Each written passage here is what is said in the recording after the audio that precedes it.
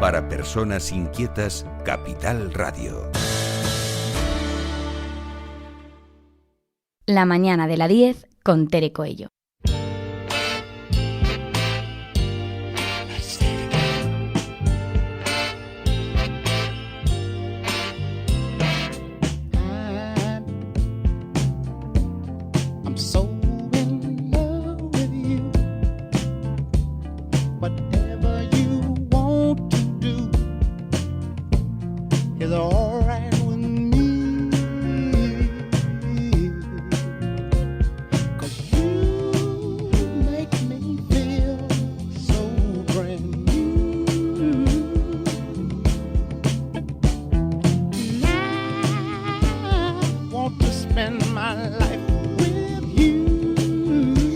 Continuamos en directo en la sintonía regional de Capital Radio Canarias.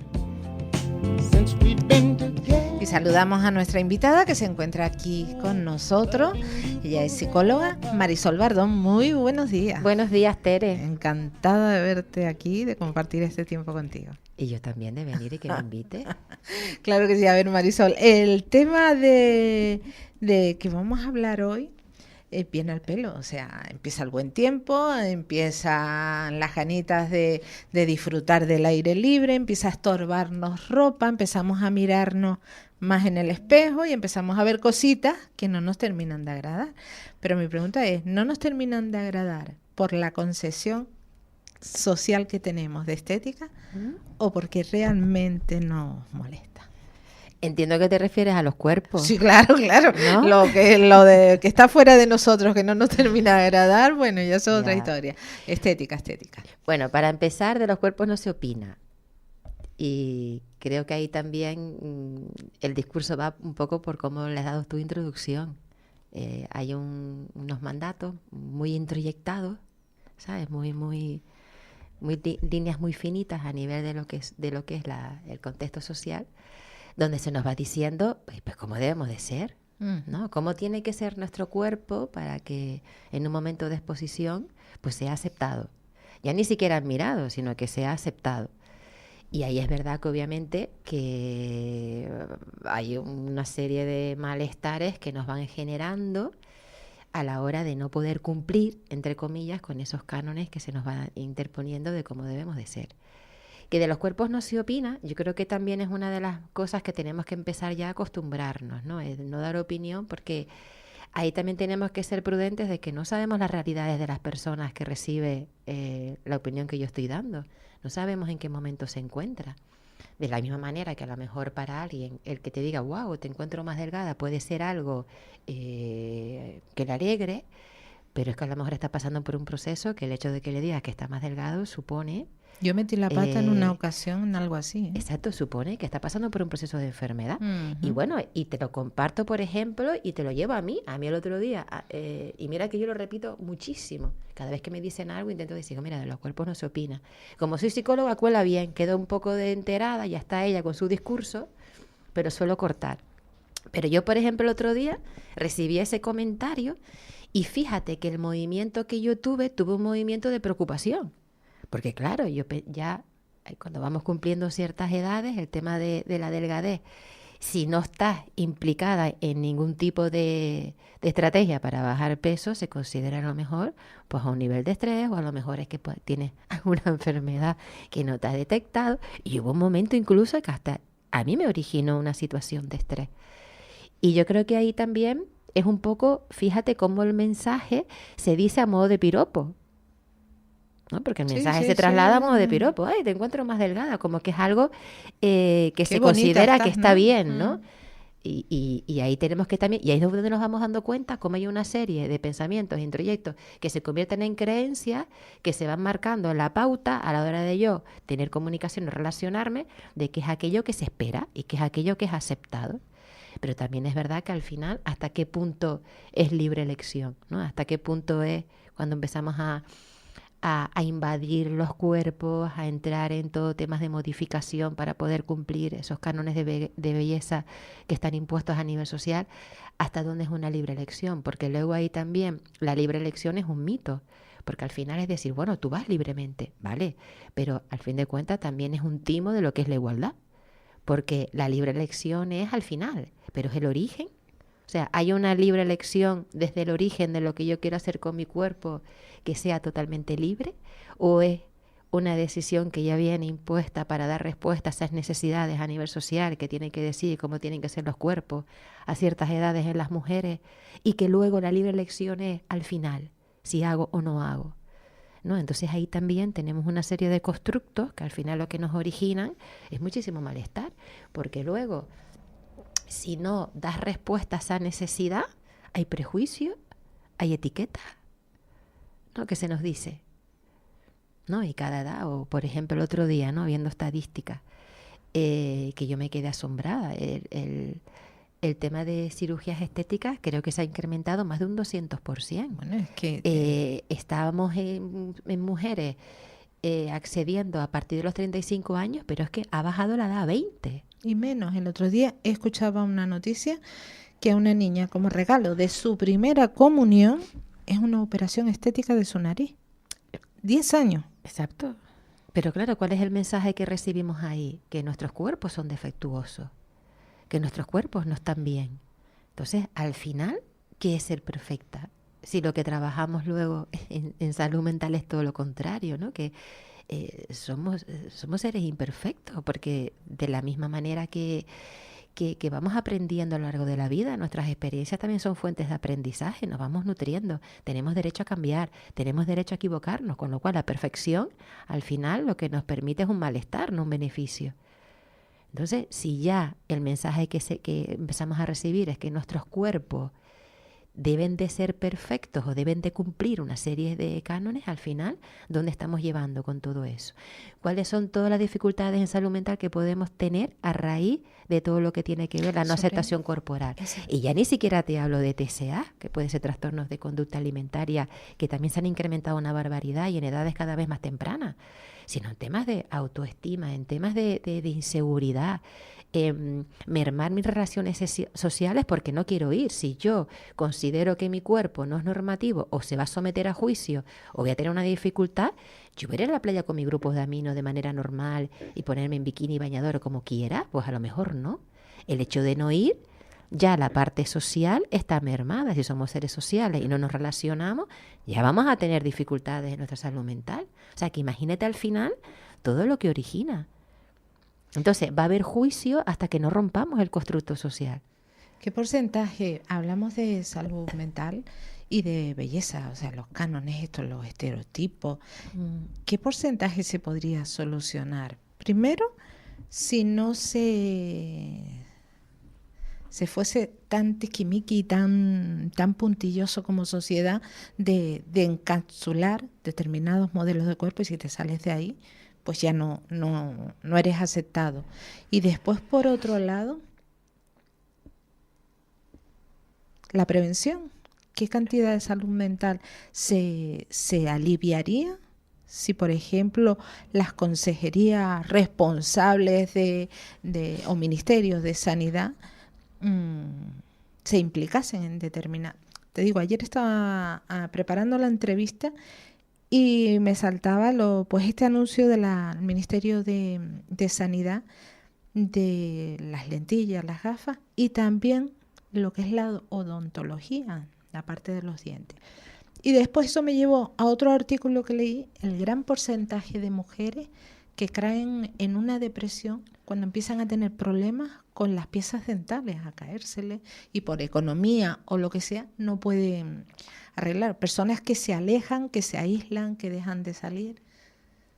¿Eso también es constructo social o dejación o salud mental?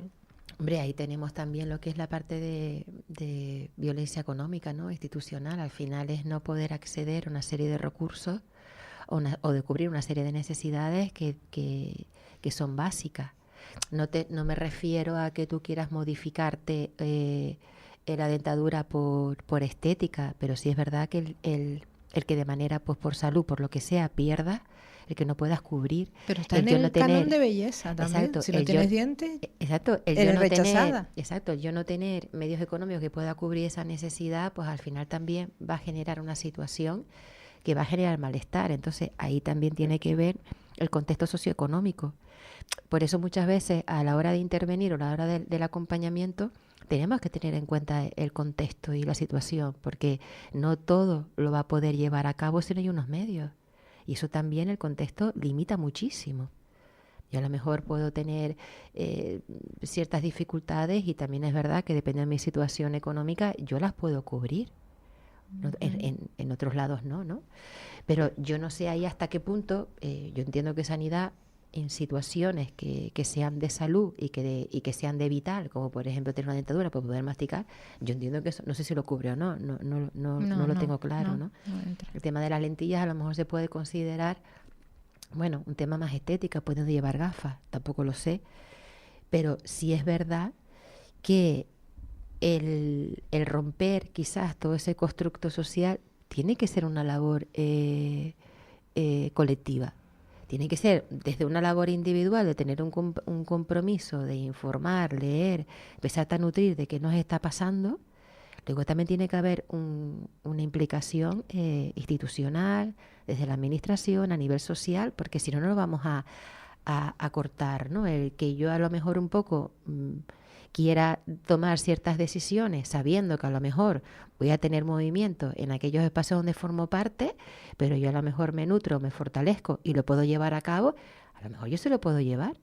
Pero claro, no todo el mundo a lo mejor puede llevar ese tipo de línea, porque es lo que te comentaba antes, si no cumples te genera malestar porque en tu visión está la necesidad de dar respuesta porque es lo que se espera. Pero al mismo tiempo, si decides no entrar por ahí, también vas a tener un movimiento del malestar, del prejuicio, la no aceptación, la etiqueta, la crítica, ¿no? Porque al fin de cuentas hay comentarios que son negativos hacia las personas que lo reciben. Y la violencia estética, porque lo mismo, ¿no? Te pones en la tele, ya por esta fecha, ya empiezan a venderte productos para tener ese cuerpo de playa, bikinis que te ponen esos modelos, ellos y ellas, porque yo creo que ya ataca tanto al hombre como a la mujer. Modelo tipo David, el David de Miguel Ángel, que bueno, que de esos habrá uno o dos, pues yo no los veo por la calle. Potingues, cremas, perfumería, divas, personas que alcanzan el éxito porque están sometidas a todo eso. ¿Qué tipo de violencia genera en los demás? O sea, yo me siento mal, yo en el sillón me estoy viendo, me llega todo eso y digo, uy, yo de esto nunca voy a ser así, mejor me quedo en casa, ¿no? Claro, pero fíjate ahí la tendencia a la comparativa y el darte cuenta que si no cumples es que algo en ti está mal. O sea, lo primero que pensamos es que algo en nosotras está mal, no funciona y de ahí el malestar. O sea, porque de ahí es lo que te comentaba antes, es tanto lo que es la necesidad social que va generando poco a poco con toda esa parte publicitaria, mensajes, nuestras conversaciones en casa también van dirigidas por ahí, ¿no? El qué opinamos de otras personas que nos encontramos con la calle cuando llegas a casa y lo expresas. Oye, me he encontrado a tal y la he encontrado tal. Y ahí hay una parte que tiene que ver con no estar cumpliendo eso que se espera a nivel social, ¿no? Oye, me la encontré mayor, con el pelo súper canoso, digo, qué pena que no se tiña. O sea, hay un montón de componentes ahí que nos va marcando cómo debería de ser. Entonces, a partir de ahí, claro que se van a generar una serie de prejuicios. Y fíjate que enseguida nos vamos a mover a que no estoy dando respuesta. Es muy complicado, a no ser que tenga una visión de formación, lecturas que me activen el pensamiento crítico, de poder pensar cuando yo veo eso, decir, bueno, wow, ¿no? Oye, qué manera de violentar, qué manera de un poco hacernos creer que de manera libre vamos a invadir nuestros cuerpos, ¿no? Qué manera de pensar que no aceptarnos tiene que ver con eso, ¿no? Porque al final no es una libre elección real. Pero para llegar ahí tiene que activar un pensamiento crítico. Pero luego, claro, ¿cómo vamos a activar un pensamiento crítico si no continuamente estamos bombardeándonos en cualquier acceso que tengamos al mundo externo, internet, redes sociales, la tele, publicidades, marquesinas en la calle, de que debemos ser así, escaparates de las tiendas? Que te vas a comprar un pantalón vaquero y yo ya no sé qué pantalón vaquero comprarme. Yo quiero un pantalón vaquero normal, ¿no? Y al final es que si push-up, que si esto, que si lo otro. Al final es imposible, porque tú dices, pero si yo quiero un pantalón vaquero normal, que me guste a mí cómo me queda, pero yo no necesito que el vaquero moldee mi cuerpo, yo quiero un vaquero cómodo. O sea, no, es muy complicado irte a buscar un vaquero. Es muy complicado. Es que ya ni la talla te cabe, o sea, ya ni la talla te encaja porque tiene tantas modificaciones para que tenga un determinado volumen. El otro día también, bueno, no voy a decir la tienda por respeto, ¿no? Aunque de mejor de decirla, bueno, no, mejor no. Vaqueros de niña, push-up. Digo, pero una niña. O sea, tú imagínate ya, ¿no? La sensación de que como somos defectuosas. O sea, tú imagínate el malestar que nos puede generar si nosotras vamos creciendo desde la visión que somos defectuosas. Y luego yo ahí hago otra reflexión. ¿Cómo nos entretienen? Porque mientras estemos entretenidas en quitar la arruga, en ponernos aquí, ponernos allá, ¿qué hago con todo esto? Mientras yo estoy entretenida ahí, yo no me estoy ocupando de otras cosas. Y entonces, claro, si no me estoy ocupando de otras cosas, pues a lo mejor no me estoy enterando de otras cosas que son importantes para mí, para no dar respuesta a esos mandatos sociales. Fíjate también cómo al final hay una especie Pero de... ¿cómo caemos en toda esa trampa? Lo digo porque, a ver, yo que tengo esta pequeña tarima que me permite hacer entrevistas, hablo cada vez que puedo del bullying en los colegios, de ese acoso en los colegios a los críos y a las crías por su forma física, ¿no? De cómo niños y niñas atacan a otros niños y otros niños. Y lo vemos claro, pero sin embargo no soy capaz de identificar cómo la sociedad me rechaza por tener determinada arruga en el entrecejo, porque no tengo el volumen deseado que esos pantalones te van a dar. O sea, ¿por qué identificamos una violencia y otra similar, no? Porque la normalizamos y porque todo lo que tiene que ver con la infancia, ahí están las figuras de referencia, como son las familias y como es la institución educativa. Entonces, si vamos normalizando, eso son cosas de niños, tampoco es para tanto, a todos nos ha pasado eso. Los niños de hoy en día no saben dar respuesta. ¿Quién nos vería en los patios nuestros cuando estábamos hace 30 años? Al final normalizamos la violencia con todo este tipo de comentarios. Al final, pues por eso con el tema de la violencia se tiene que nombrar. Hay que poner las palabras como son, porque si no, no vamos a empezar a actuar. O sea, por ejemplo, una tienda que diga, yo estoy especializada en moda curvy. ¿Eso es violencia? ¿Violencia estética? Hombre, cuando no sé hasta qué punto es violencia o es una manera de visibilizar el que todas las tallas pueden ser expuestas, porque date cuenta que tallas grandes no las tienes en las tiendas. ¿Vete a Zara? No hay. Está claro que no. Entonces, el también tener establecimientos donde exista pues ropa de tallas grandes también es una manera de poder visibilizar la necesidad también de tener diferentes, o sea, tener variedad, porque también fíjate, el tema de la talla grande ha estado muy, muy marcada también a poca ropa y muy básica. No había un componente que si tú por tu cuerpo salías de lo que era la parte normativa, podías vestirte de una manera muy visual o muy variada. Entonces, ahí también habría que ver un poco, pues, en qué línea va la tienda, cuál es el mensaje, su filosofía, ¿sabes? Porque también ahí teníamos que ver si es violencia o no. ¿Y por qué está tan bien visto? Yo sé que es el rol social, pero me pregunto cuántas décadas o siglos tienen que pasar para que una mujer con canas y arrugas, una cincuentona, pueda ser tan atractiva como un cincuentón. Pues hasta que vivamos en una sociedad patriarcal, lo tenemos complicado. Porque todos lo vemos, ¿no? La foto del señor con cana, bueno, lo hemos visto estos días en una publicidad de colchones, cómo sale el señor canoso, que en su día fue un bombón, y yo ahora lo veo, digo, pues está hecho una piltrafa, aunque tú digas que los cuerpos no se opinan, pero la comparativa la hago, y sin embargo, socialmente está muy bien visto, y sin embargo una mujer con esas mismas características estaría mal visto, ¿no? A vender esta colchón. Sí, pero fíjate que yo ahí a donde voy es que en el caso de nosotras tenemos que dar explicaciones. Si empiezas a escuchar los discursos, son los discursos de las mujeres las que explican por qué no se tiñen, o porque se han dejado las canas, o porque ellas están bien con el avance de los años. Es en el discurso de las mujeres. O sea, que fíjate ahí también cómo tenemos que explicar algo que es normal. Que si vamos cumpliendo años y nuestros cuerpos se transforman. Es la vida, ¿no? Y es la vida. El sistema de, ¿cómo se dice? Oxidación propia del cuerpo, del organismo. Exactamente. Nosotras vamos cumpliendo años, nuestro pelo cambia de color, nuestra piel ya no es tan tensa. Por muchas cremas que utilices, ¿no? Ya empieza la piel. Y tiene que ver también con el avance de los años y como el cuerpo también. Pues se va transformando, pero tenemos que estarnos explicando de algo que es normal. Entonces, si nos tenemos que explicar de algo que es normal, al final también volvemos otra vez a entrar en que estamos un poco siendo disruptivas, ¿no? Rompiendo o teniendo un discurso que se sale también de la parte de la norma. Entonces, ahí también estamos en lucha.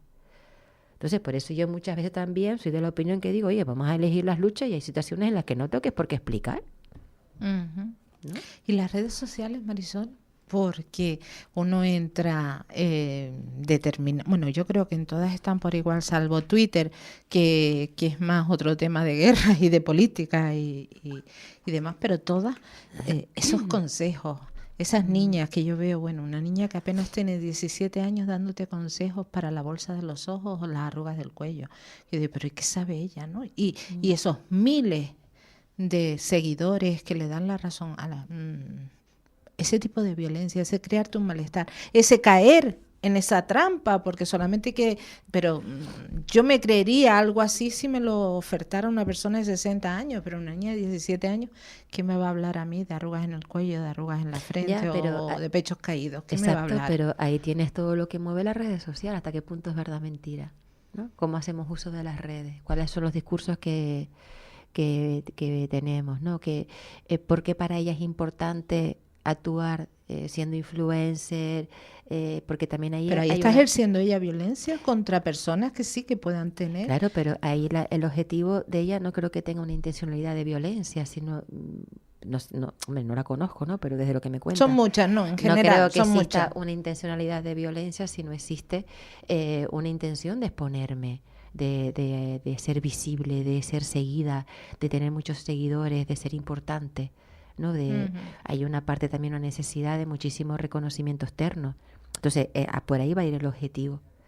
Pero fíjate que al final, ¿cuál es el discurso? El tema de las cosméticas, ¿cuál es el discurso de la parte de belleza? Porque al final está dando respuesta a lo que se espera de nosotras, que es cumplir con ese canon de belleza que es totalmente imposible, ¿no? Sería extraordinario pues ver a jóvenes generando discursos con componentes culturales, científicos, políticos. Lo que estás hablando hace un momentito, normalizar procesos, ¿no? ¿A qué viene de repente este bombardeo?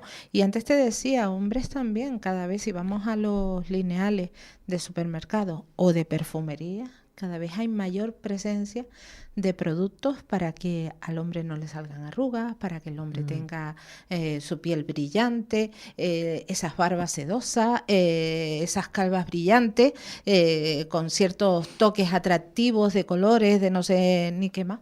Por ahí también está caminando hacia una sociedad ahora joven que va a caer en ese rol también. Sí, pero ¿no? yo creo que ahí va a haber una diferencia, que no se va a crear, se puede crear una necesidad, pero no va a haber obligado cumplimiento. Es decir, creo que va a estar más focalizado en lo que es la parte económica de la industria cosmética, ¿no? De entrar en un nicho de negocio que puede ser interesante y que puede incrementar X ventas, más que esté detrás de ese mandato de cómo debemos de ser.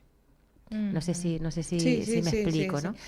Que es más opcional en ellos, es más ¿no? opcional, Y más libre y más moderno. Va a ser más opcional. Si alguien decide que no va a pasar nada. Claro. De hecho, creo que incluso se le va un poco a agradecer el mantener ese concepto de varón, ¿no? Atractivo, ¿no? Sí, de varón inamovible, ¿no? Yo creo que ahí se va tal. En nosotras la lucha está siendo más complicada. Porque y quedan las que no estamos entrando ahí, la lucha es más complicada porque hay mucho prejuicio. Entonces, es diferente. Bueno, pues llegamos al final.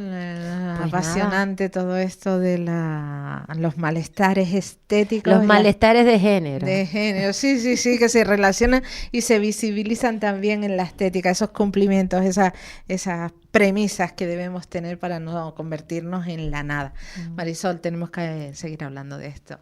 Muchísimas gracias, como siempre. Gracias a ti, Tere. Hasta bueno, luego. en este punto hacemos la desconexión regional. Saludos a todas las personas. Gracias por elegirnos y acompañarnos. En este punto se quedan ahora escuchando un poquito de Publi, información nacional y continuamos. La mañana de la 10 con Tere Coello. Capital Radio.